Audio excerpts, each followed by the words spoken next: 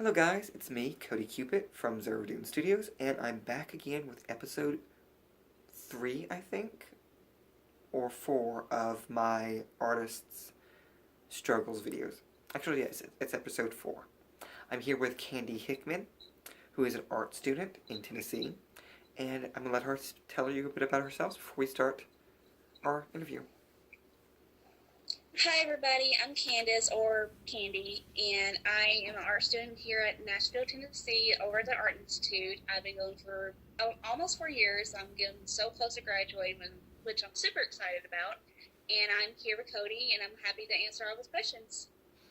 Okay, we're going to go right into it, and we're going to be a bit fast-paced because I have a limit on how long I can record on my phone for right now.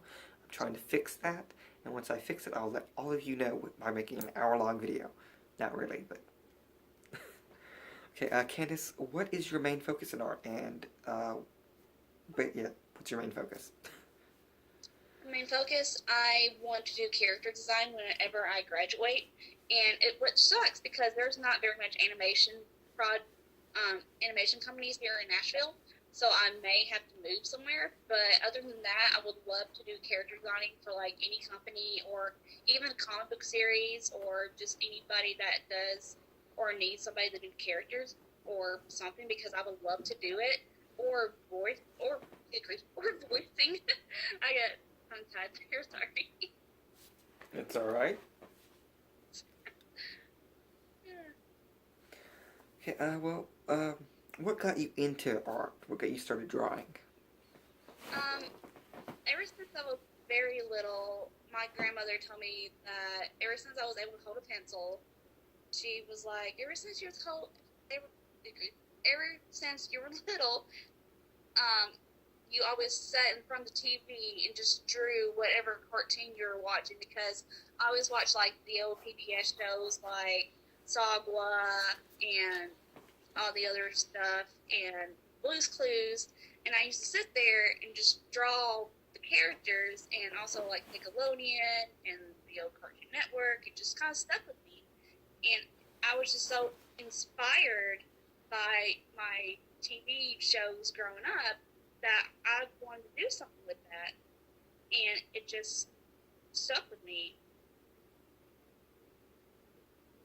So, Okay, what's the biggest struggle you think artists face today, in today's world? struggles, well, half the time I don't think they get enough credit for their work, or like a lot of people want art for free, and it's just like, I need money for food or gas or at least something, because I mean everybody's got to eat, so. And see, I really get that because I have a lot of people. I have a art page where I do offer commissions if people want them, and I rarely get a commission. And I will do. Well, let me save this little conversation till we get to our next question that actually involves commissions. I'm going to get off track. But yes, I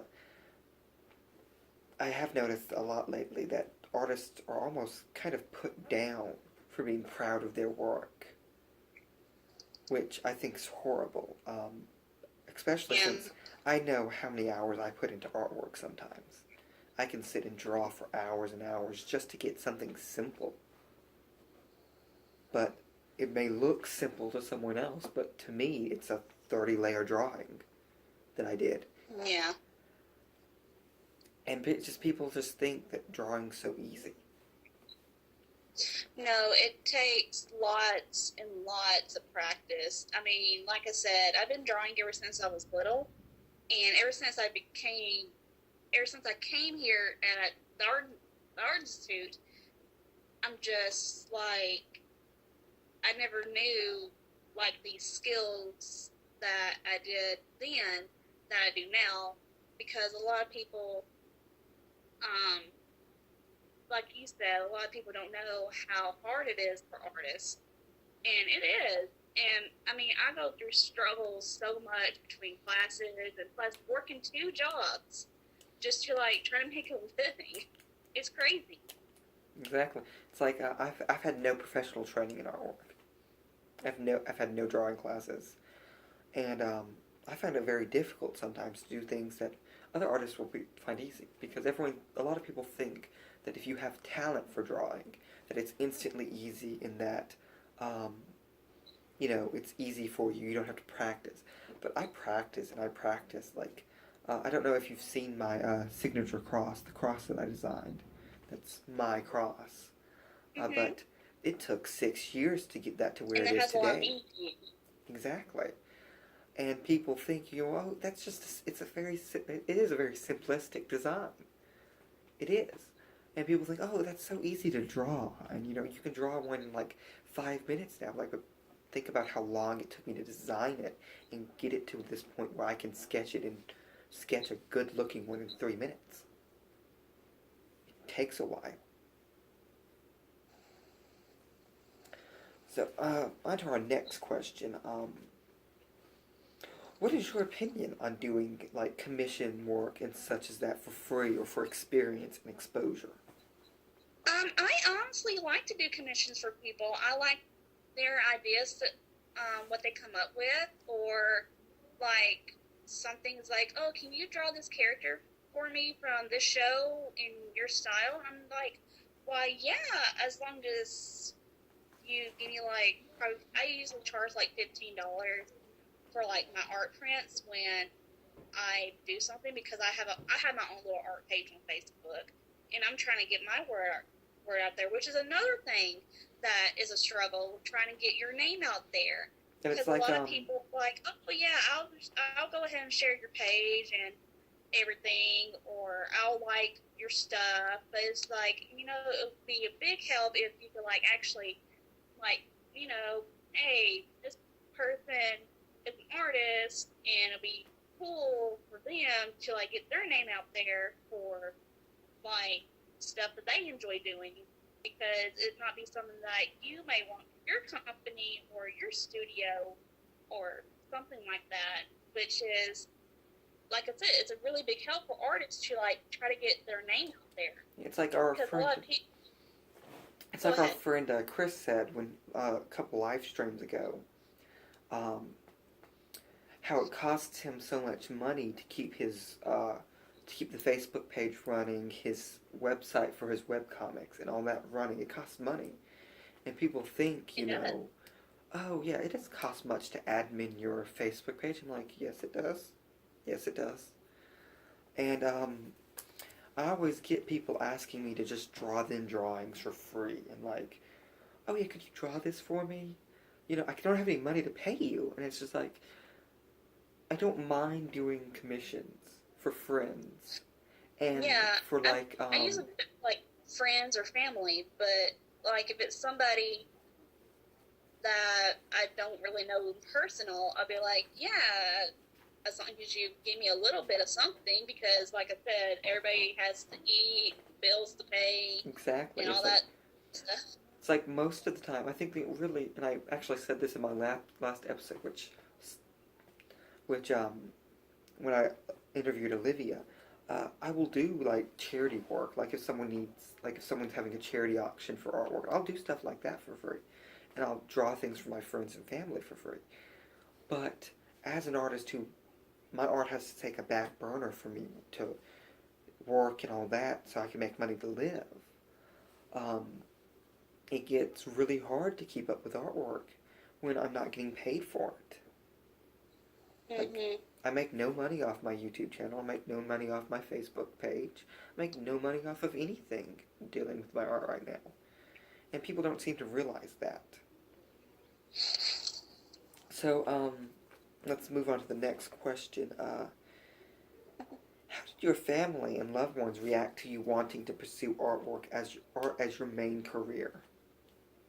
I had a lot of support with my family, to be honest, but at first my stepdad, he always like bragged about, like, you're gonna be like one of those starving artists, or like you're not gonna be a big success. I mean, artists don't make much doing this and that. But later on during the years, like when I started college, he was like, wow, I never knew artists could actually gain this while doing what they do.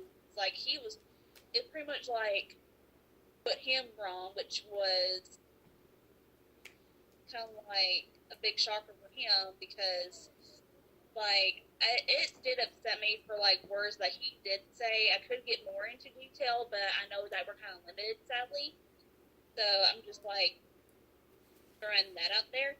But my mom and my grandmother had very much support on me, which I cannot thank them enough. And plus friends and other family members as well. You see, my mother was always very supportive of my artwork. She was disappointed when I, of course, dropped out. Well, I failed out of med school. She was disappointed when I did that, and she was disappointed when I dropped out when I went back to school for teaching, because I just finally decided I want to go and do my art for a living. I want to go to school for art, and she's been very supportive. Very supportive. My dad, however, is not very supportive because, like your stepdad originally, starving artist, all this. I mean, he loves my artwork. He just says I'm not going to make money at it. Yeah, he was like, what are you going to do with your career for this? I mean, what are you going to do with art or whatever? That seems to be a trend with, like, I know it's not with musicians. Musicians, like, when I interviewed my musician friend, both his parents are extremely supportive. But all the graphic design and, like, visual arts artists that I've talked to, at least their father or stepfather hasn't been supportive of their artwork. And I don't know where this idea that every artist is a starving artist comes from. Now, yes, the starving artist is alive and real. Yeah. But there are ways to make it in the field. If you keep at it and you keep promoting yourself, you can make a living. You might not be able to make all of your living off of art, but you can make a good bit of money off of artwork if you try and you keep going. So, what challenges have you been personally facing with your artwork? Like, there has been so many days where I have been stressed with schoolwork and trying to, like, pass classes and all this stuff, and half the time while being stressed and upset, I just lost a lot of motivation or inspiration in art, and I just couldn't, like, there has been so many times where I'm just, like, sitting there with the blank canvas, well, piece of paper, or a blank computer screen, just like, what the heck am I doing? Or, like, I cannot come up with anything. And then I try to, like, listen to music or look at other artist work for inspiration. And half the time I had no inspiration, which is kind of stressful because I'm just like, I want to do better. I want to improve myself with it. You see, out of all the artists that I've had on the show recently, you're the only person who brought up basically writer's block for artists and lack of inspiration, and it's such a big problem. Especially, oh gosh.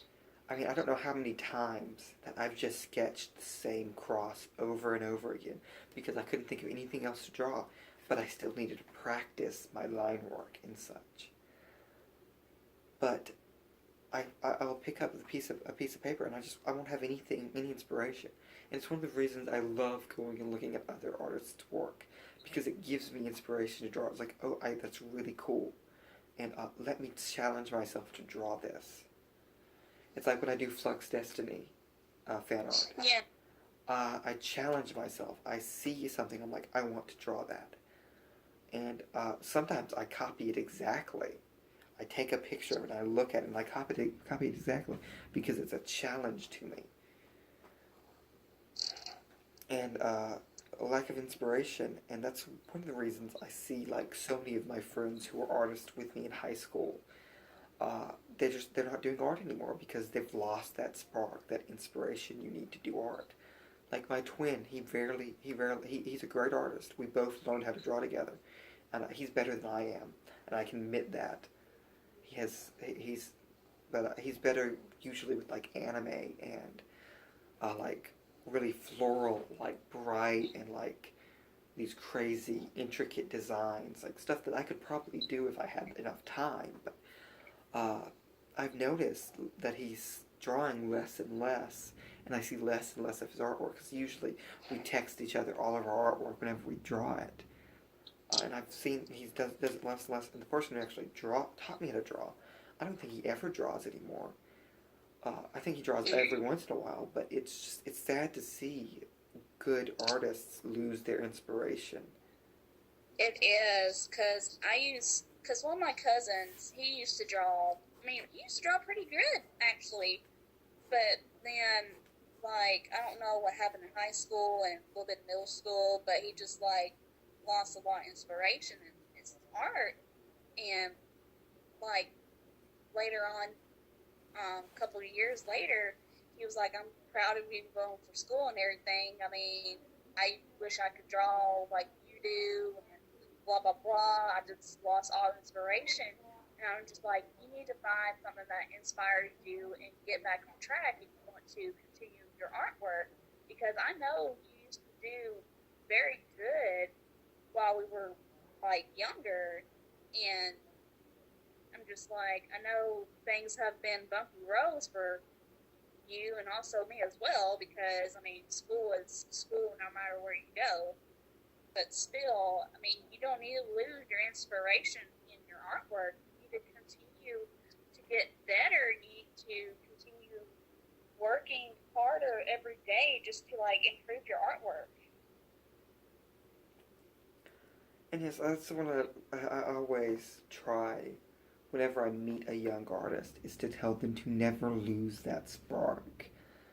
Because I say young artist, I'm still young myself, but like seeing like when I'm on the live chats with Flux Destiny, and I see all these 16-year-olds and like 14-year-olds, they make me feel old. I'm only like 20, but they make me feel old. But they're talking about, oh, I wish my art was as good as yours, and I wish blah blah blah, and I'm like, and it just makes me think, it's exactly how I used to think. It's exactly how I used to think. I wished my art was better. I wish my art was as good as other people's. I kept comparing my art to other people's artwork, and it just didn't compare. It wasn't up to par. And actually, I think the turning point for me was, I have two drawings that I drew. One I drew in about, I think, 2011. It was a tribal raven. I drew it it was right after my mother got sick. She had a brain aneurysm and a brain tumor. Mm-hmm. And I was a really depressed time, and I drew that. And then a couple of years later, my senior year of high school, there was this art contest. And I entered two drawings in it. The second drawing was a still life. It was a tulip, I think, or a calla lily. It was a calla lily that I had drawn the year before, because I was putting together for a portfolio to see about getting into like a art high school, but I decided not to go. But I remember putting them in, and I put the raven in under abstract. There was an abstract category. I put the still life in the still life category, of course. And then a couple weeks pass, and all the drawings are judged. And I was sick the day the winners were announced. And when I got back to school, and I go to the library to see who won, my tribal raven had got first place in abstract. My tulip got first place in still life. And then, most surprising of all, especially to me, my tribal raven had won first place overall out of all the categories. It won the top spot on the whole contest. And it so surprised me because not only did I enter the contest, my twin entered the contest. He put one in still life and one in abstract like I did. And so did my art teacher, the person who taught me how to draw. And both of them at the time I thought were so much better artists than me, and that I could not draw as good as them. And I think that was really the turning point for me to realize that I needed to stop comparing my art to others, because it was good, but if I kept comparing it to other people's, I was never going to get better. Yeah, like my teachers say, stop comparing your art to others' art, and just do what you do. Exactly. There was a saying, and I can't remember it, but there was a saying that someone used to say. I can't remember it, so there's no use trying to right now. Anyway, let's move on to the next question before we move into another tangent. What's the most costly aspect of your art career as of right now? Costly? Well, since I started college, like, I thought we were going to get, like, these Wacom pencils and all this other stuff, but we didn't get jack squat. Only thing we got was, like, a big old notebook, a canvas type thing that was, like, made of wood, and we got markers and pencils and all this other stuff, and I'm just like, that's nice and all, but I like one of those Wacom pencils to have for the computer, because I believe like the pens are like $70 to $100, or I think they're even more. But like a cheaper one that you can find is probably like on eBay or Amazon for like $60. And you have to have the pad or something that goes with it, like the little intricate pad that allows you to draw on it. We have Wacom computers. Oh, so you have the Wacom workstation computers? It would be so much easier if I could show the audience, but they're like one of those computers that you can just draw with the pens. Well, you could show me, and then I could tell them what it is. Let me see. Yeah, one of those.